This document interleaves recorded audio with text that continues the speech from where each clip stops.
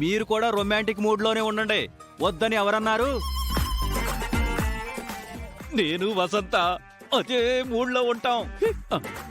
మావయ్య అత్తయ్యలు కూడా flash back లోకి వెళ్ళిపోయి అలనాటి మధుర జ్ఞాపకాలను గుర్తు చేసుకుంటూ ఉంటారు. మావయ్య ఏమో అక్కినేని గారిలాగా, అత్తయ్య ఏమో వాణిశ్రీ గారిలాగా కాసేపు ఫీల్ అయిపోతారు.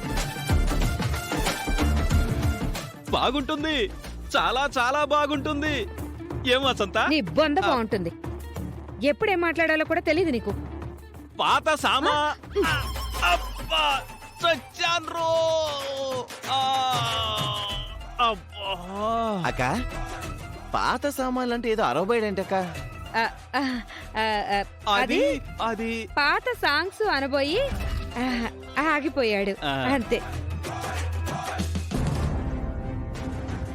ఏమే ఎక్కడ పనాదోళ్ళు తిరుగుతున్నావు? బయటికి వెళ్ళానంతే. నిజం చెప్పవే, ఇంతసేపు నువ్వు అవని ఇంట్లో దొంగల దాక్కున్నావు కదా? అత్తయ్య, శ్రీకర్ అవనిని షాపింగ్ తీసుకొని వెళ్లడంలో ప్రధాన పాత్ర ఎవరిదో తెలుసా? ఈ అర్చనది. దానికేం సంబంధం? ప్రతి విషయంలోనూ అర్చనను ఎందుకు లాక్కొస్తావమ్మా? గదిలో అర్చన శ్రీకర్ని రెచ్చగొట్టడం నేను చూశాను మామయ్య. ఏంటి సార్ పొద్దు పొద్దున్నే డబ్బులు లెక్క పెట్టుకుంటున్నారు?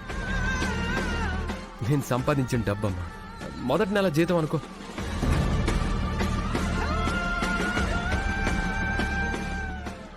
జీతం రాగానే మగాడు తల్లితో పాటు మరొకరి గురించి ఆలోచిస్తాడు. అదెవరో చెప్పుకోండి చూద్దాం. ఇంకెవరుంటారు? ఎవ్వరూ ఉండరు.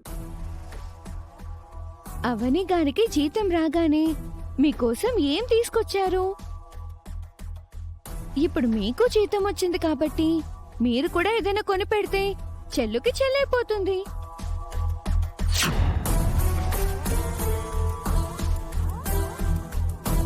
నేను చెప్పింది నిజమా అబద్ధమా దీన్నే అడగండి. నిజమేనా? నిజమే పెద్దావిడ గారు.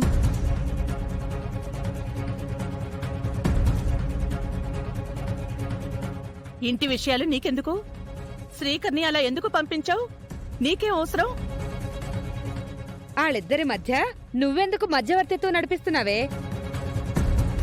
ముంగీసు మొహం వేసుకుని అలా చూస్తున్నావేంటి? చెప్పు. చెప్తా